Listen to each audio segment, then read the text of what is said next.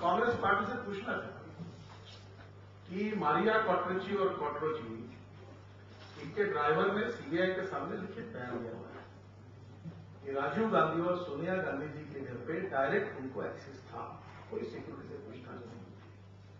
और क्वाट्रोची को जिस प्रकार से रिलीज ही किया गया, उसकी केस क्लोज की गई। अब इनकम टैक्स ट्रिब्यूनल के डिसीजन के बाद ये सिद्ध होता है कि जो बोफोर्स से कमीशन ये विंग चड्ढा की कंपनी को मिला, जिसके लिए आज वो नहीं हर्ष चड्ढा मालिक है, उससे उस कंपनी से क्वाट्रोची को चेक गए हुए और क्वाट्रोची के पैसे और लोगों को गए हुए, उसका क्या?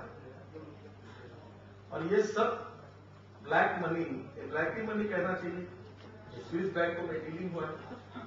ऐसे एक नहीं अनेक उदाहरण।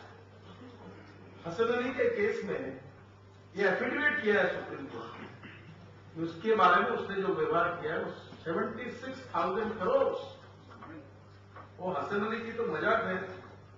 मेरे समझ में नहीं आती कि उसके ऊपर तारीख लेकर मैं आया हूं।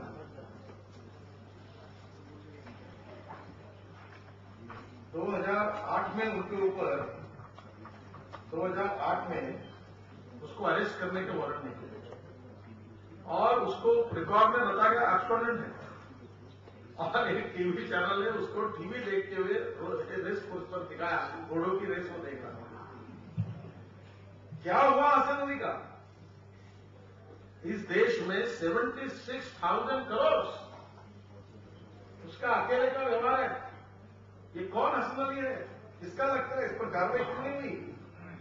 कोई इसका जवाब नहीं। जून 2009 में प्रेसिडेंट हमारे राष्ट्रपति जी ने अपने भाषण में पार्लियामेंट के सामने कहा कि हम इसके बारे में छानबीन कर रहे हैं, जल्दी ही ये पूरी बातें तथ्य लोगों जनता के सामने आएंगे, हम इस पर कार्रवाई करेंगे। कुछ नहीं हुआ। 2009 में प्रधानमंत्री मनमोहन सिंह जी ने दावा किया था कि सत्ता में लौटने के पहले 100 दिनों में सरकार इस काले धन को वापस लाने की प्रयास करेगी। आज 610 दिन हुए हैं। 31 जनवरी 2011 आज की तारीख में 23 मई 2009 को उन्होंने कहा था। 610 दिन बीत गए। मैं प्रधानमंत्री से पूछना चाहता हूं, प्रधानमंत्री जी बताइए, आपने 610 दिन में इस पर क्या काम किया, क्या कार्रवाई की? आप देख सकते हैं जवाब हिंदुस्तान की जनता को। क्या हिंदुस्तान की जनता को यह सवाल पूछने का अधिकार नहीं है? और ऐसे एक नहीं अनेक बातें हैं। यूएन कन्वेंशन में 140 देश थे। शांता कुमारी आज नहीं है, वो वही थे। और उस समय 117 देशों ने अपने लॉ को रेटिफाई करके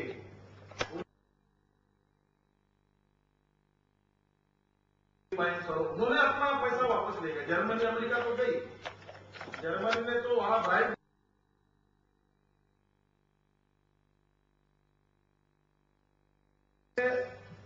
ऑलरेडी हिंदुस्तान सरकार को करीब 3 साल पहले वो लिस्ट और उसके डिटेल्स नामों के साथ दी है, ये भी जानकारी है। अब मुझे आप बताइए कि इसके बाद में यूपीए सरकार ने, प्रधानमंत्री जी ने, चेयरपर्सन सोनिया गांधी जी ने इस विषय पर क्या कार्रवाई की? अब ये जो अमाउंट है, ये कम से कम अमाउंट कितने, इसके बारे में जो चर्चा हो रही है, ये 31,00,000 करोड़। आप मुझे बताइए कितनी बड़ी अमाउंट है? अगर हिंदुस्तान में अगर किसानों की खेती को पानी मिला, कितनी जमीन पानी के नीचे आएगी, कितने गांव में अस्पताल बनेंगे, कितने रोड बनेंगे? ये जो इन्फ्लेशन है, महंगाई है, ये काय के लिए टैक्सेशन बढ़ेगा? देश के विकास में इसका कितना उपयोग हो सकता है? ये पैसा जो गया, उन्होंने इनकम टैक्स की चोरी की, सेल टैक्स की, एक्साइज की, वैट की। जून 2007 में राष्ट्रीय सुरक्षा सलाहकार एम.के. नारायण साहब ने कहा है कि जो टेररिस्ट एक्टिविटी चल रही है, ये माफिया जो ड्रग का व्यापार करते हैं, टेररिस्ट एक्टिविटी हो रही है, सब क्रिमिनल एक्टिविटीज में ये काले धन का बड़े प्रमाण पर उपयोग हो रहा है। इसको ढूंढना चाहिए। ये स्टेटमेंट राष्ट्रीय सुरक्षा सलाहकार ने 2007 में सबके स्टेटमेंट है। मुझे बताइए कि ये सब होने के बाद देश की जनता को इसका अधिकार नहीं है?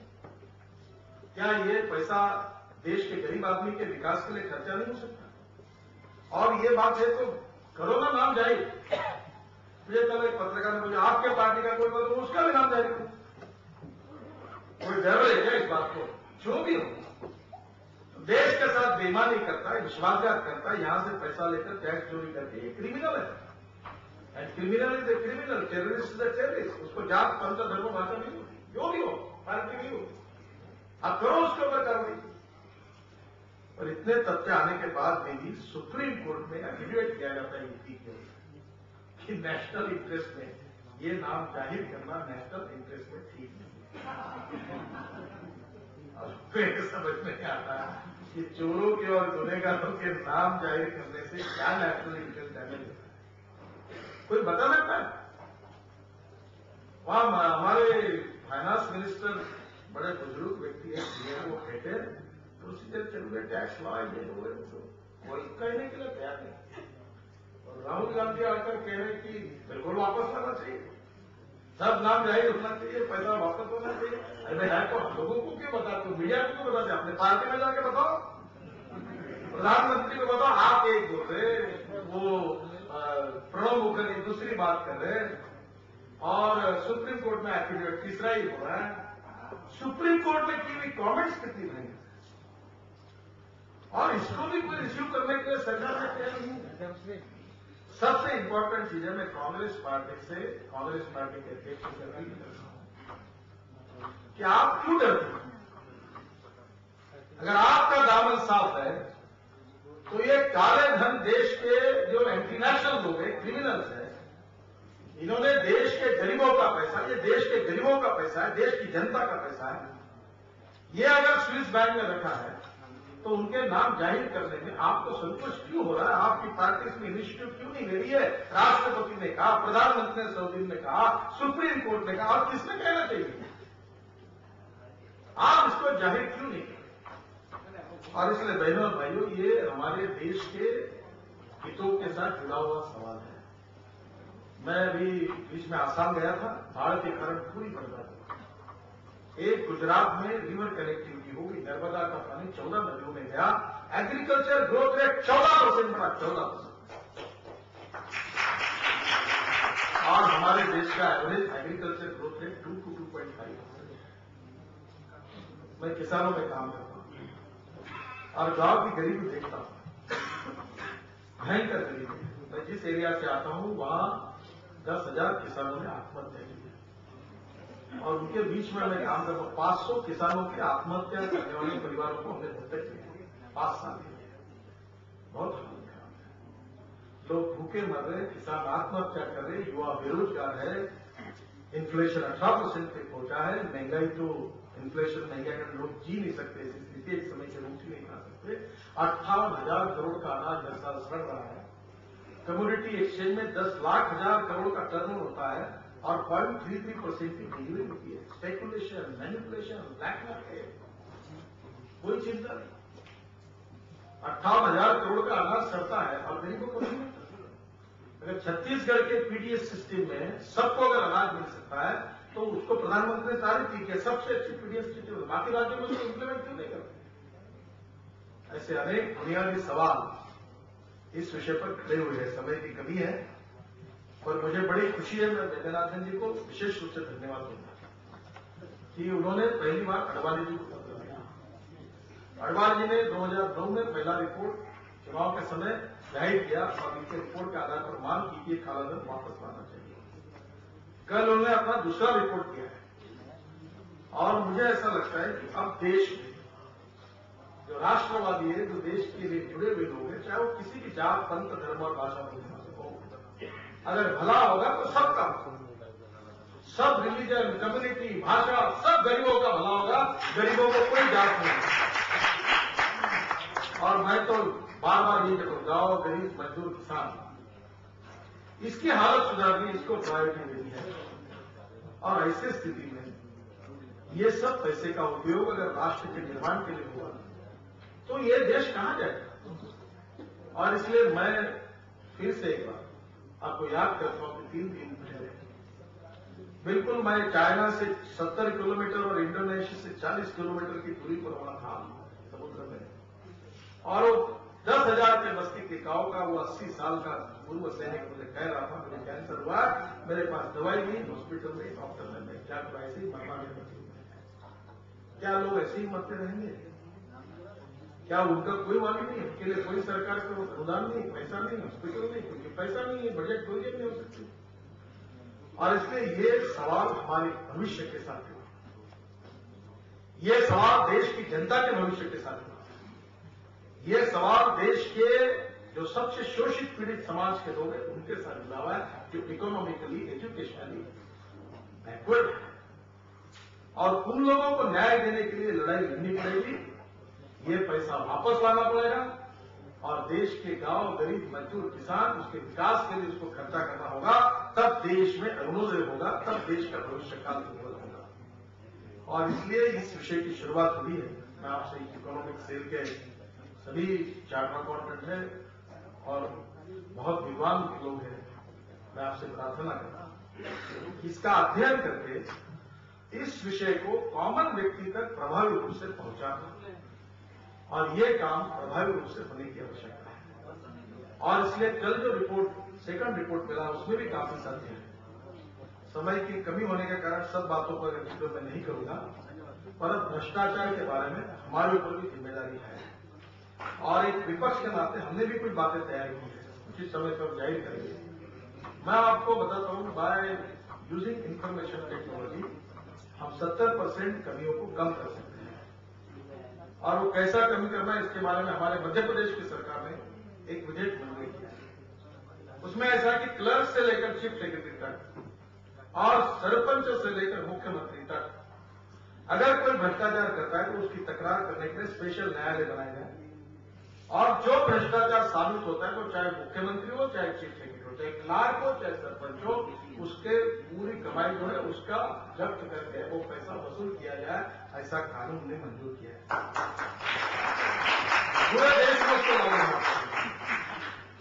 दूसरी बात, ये टेंडरिंग प्रोसेस, आज ही टेंडर हो सकता है, और ही टेंडर की प्रोसेस से जो टेक्निकली और ये जो इतना सा घोटाला हुआ, इसी घोटाला नहीं हुआ। अगर इसमें ट्रांसपेरेंसी आती है तो हजारों लोग टेंडर भरेंगे, जो कैपेबल है, लोएस्ट है, उसको मिलेगा। ये कोई कठिन नहीं है। मैंने इतने फ्लाईओवर बनाए, लिम्का बुक पे रिकॉर्ड हुआ, मैं इंजीनियर नहीं हूं, पर कॉन्क्रीट का काम मेरे नाम से सबसे ज्यादा जमा है, मुझे कोई समझता नहीं था। 24 आवर में पैसा मिलता था। हमने उनको कॉन्ट्रैक्ट तो फैसिलिटी, वो खुद गिन जाए, पैसा ले जाए। 3600 करोड़ का काम 1650 करोड़ का, और कोई कम क्वालिटी का नहीं है। Bombay Pune express highway America और जर्मनी और किसी के एक्सप्रेस हाईवे कम स्टैंडर्ड का नहीं, हमारे इंजीनियर्स ने बना, इंडियन इंजीनियर्स, इंडियन कॉन्ट्रैक्टर्स उन्होंने बनाया। फ्लाईओवर जो वर्ली वाला सीलिंग प्रोजेक्ट है, उसका डिजाइन हमारे लोगों ने काम किया। मुझे ऐसा लगता है कि हमारे पास सभी कैपेबिलिटी है। सवाल है देश के हित में विचार करके इस बात को जनता को जागरूक करने की आवश्यकता है।